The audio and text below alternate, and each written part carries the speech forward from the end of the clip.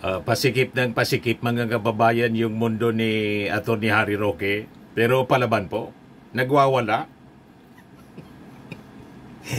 Nagwawala, nag-aamon mga kababayan si Atty. Harry Roque. Sige niya, subukan ninyo. Nauliin ako. Ito kasi mga kababayan yung mga latest na balita ngayon. Ibigay ko po sa inyo. Gusto na kasing ipakansila. Gumagalaw na yung ating Department of Justice. Ipapakansila na mga kababayan yung pasaporte ni Atty. Harry Roque. Tapos, ayan Philippine moves to cancel Roque's passport as his asylum bid nears end. Yan si Harry Roque po. Sabi ni Boyeng Rimulya, naniniwala siya na yung Netherlands government will not turn a blind eye to the serious charges facing former presidential spokesperson Harry Roque in the Philippines, especially itong qualified human trafficking, kung saan ito ay isang non-bailable. Ako, yan ang paniwala ko. Hindi ko konsintihin ang isang tulad ni Harry Roque ng kaso, napakabigat po ng kaso, qualified human trafficking, non-bailable offense. Sabi po ni Rimulya, they see naman that the justice system is working in the sense that we have given due process to him to answer. Si Roque na also na-link sa land grabbing case and na-involve sa kasong human trafficking scheme, nagsisik ng asylum sa Netherlands para makaiwas po sa prosecution. Pinipersecute daw siya ng gobyerno. Walang persecution po. This is prosecution para panagutin sa mga kinasangkutan niyang kaso, krimen. Sasabi po ni Rimulya, while the Netherlands will allow the asylum process to be completed before taking any action, the gravity of the charges against Roque would not be ignored by Dutch authorities. Asylum kasi is special process niya. Hayaan mo matapos muna. I'm sure that the asylum application will have to be finished before it's acted upon in the Netherlands.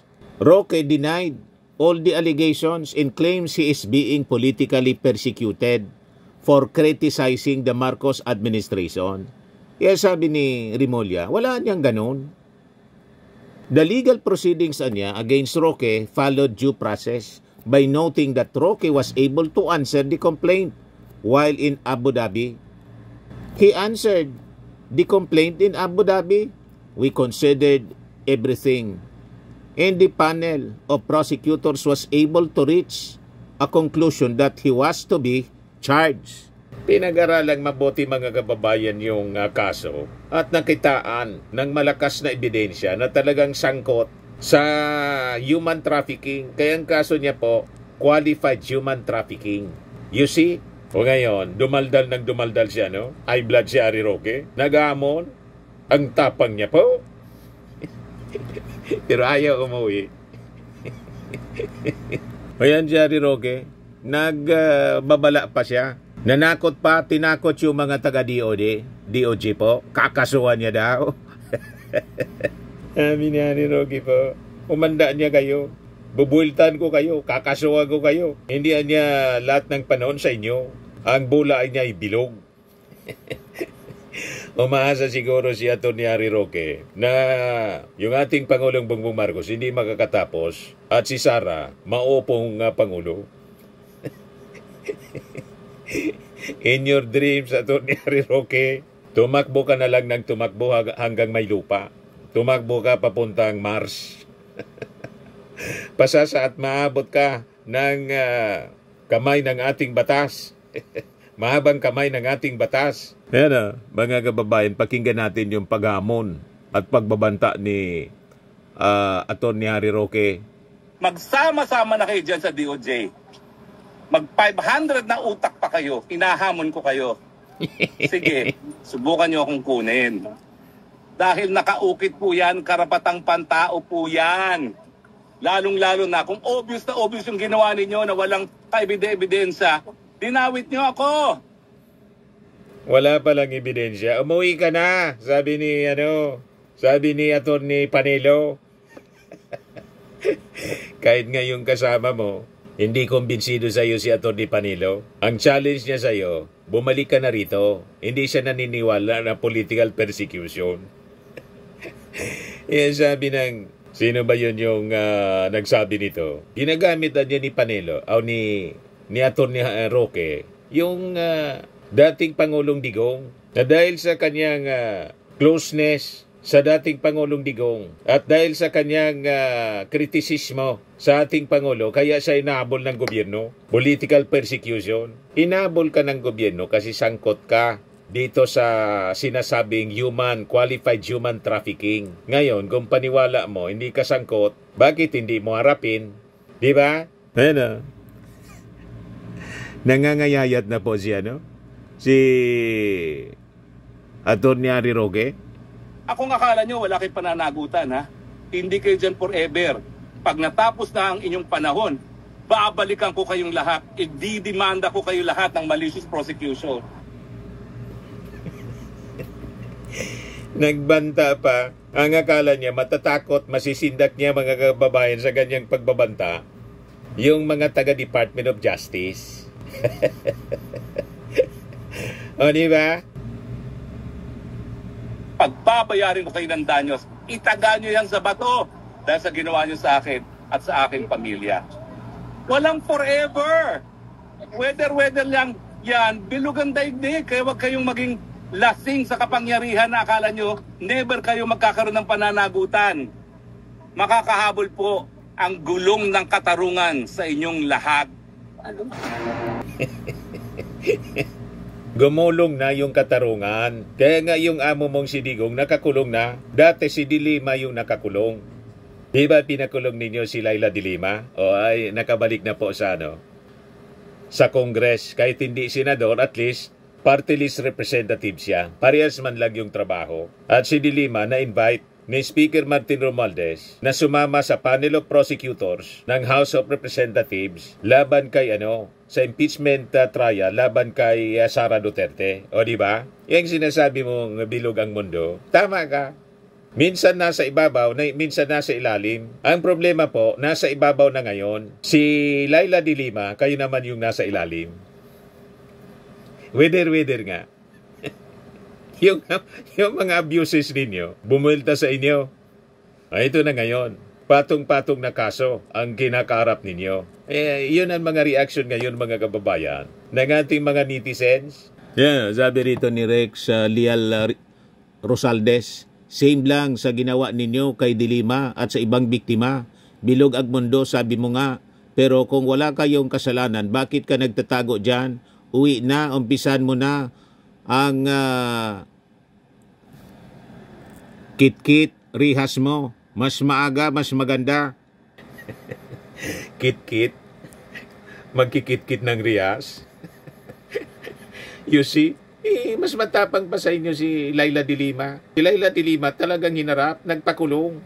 O di ba? Nakalabas lang ngayon. O kumandidato, panalo. Ganon lang yan. Sabi ni Victor Dulay, bakit takot ka kung wala kang kasalanan? Sabi ni Noel Pagco, dito sa Pinas ka na lang magsalita, bading. Sabi ni Cesar Verde, ha, bilog nga ang mundo. Dati nasa taas ka, ngayon nasa baba ka na. Tama ka dyan, madam. Sabi ni Binjo Basas, alam mo pala yung human rights, bilog ang mundo. Walang forever, etc. Uwi ka na, Teng. Sabi ni Lourdes Combocar, tapos na po ang turn ninyo. Nasa ibabaw kayo noon, ngayon ang nasa ilalim, yan ang pumalit ngayon. Ngayon sa inyo, gets mo, Roxy? Uwi ka na dito sa Pinas, magkape tayo. Sabi ni Bernabe Lumage, uwi ka na, akla, iniintay ka na ni Dilima. Kita ninyo, walang sympathy ang ating mga mamamayang Filipino kaya to ni Harry Roque. Paano naman magkakasimpati yung ating mga mamamayan sa tulad ni Atty. Roque? Napaka-hambog, arugante, mayabang, naghamon pa. Naghamon siya habang nagtatago. Kala natin, sabi ninyo, mga maiisog kayo. Pagkatapos, nandito kayo, nagtatago kayo dyan. Imbis nandito kayo, nagtatago kayo dyan. O, tapos, nang makulong si Digong, yung mga maiisog, nag-iiyakan. Bakit kayo nag-iiyakan? Mga maiisog kayo. Kumusta na pala yung people power ninyo? Bakit wala kayong maipong tao? Ayan tuloy, binisita namin ni Mrs. doon sa headquarters ng Alyansa ng Bagong Pilipinas yung ating Pangulo. Presidente pa rin siya. Hanggang 2028, presidente siya. You see? Sabi ni Bernie Almasan, majority ng tao ngayon may access sa internet, updated sa nangyayari. Yung kaso niya ay kompleto sa testigo at ebidensya. Alam niya kung ano ang posibleng mangyari sa kanya. Sabi ni Joby Gutierrez, uwi ka na, Cho Paeng. Sabi ni Mark Ginto, sumuko ka na kasi ba't takot kang umuwi? Sabi ni Philbert Jack Marasigan, the flight of an accused in the absence of a credible explanation would be a circumstance from which an interference of guilt may be established, for a truly innocent person would normally grasp the first opportunity available to defend himself and to assert his innocence. Sabi ni Benedicto Barnachia, sayang lang ang laway mo, Roque. Kung talagang matalino ka, balik ka na sa Pinas at harapin mo ang mga kaso mo. Isama mo si De La Serna. Di ba mga kababayan? Mapipilitan talaga siya mga kababayan na bumalik dito kasi ika-cancel na yung kanyang pasaporte. Sabi dito sa kwento, if Roque's asylum claim niya is rejected and his passport invalidated, he would be classified as an undocumented alien and subject to deportation. Pag wala siyang asylum at na-cancel ang passport niya, he will have to be deported, sabi po ni Rimulya. At itong ating programa mga kababayan, atin sa inyo nitong ating mga sponsors. Fairmax Firming and Lifting Cream. Pinapay po sa mga pulses in affected area. Mainam po ito sa mga pains at paninigas ng mga kaso-kasuan. Ito sa mukha naman yung application, anti-aging, Automax po siya. Ito ay Glow 60 mga kababayan. Whitening po siya.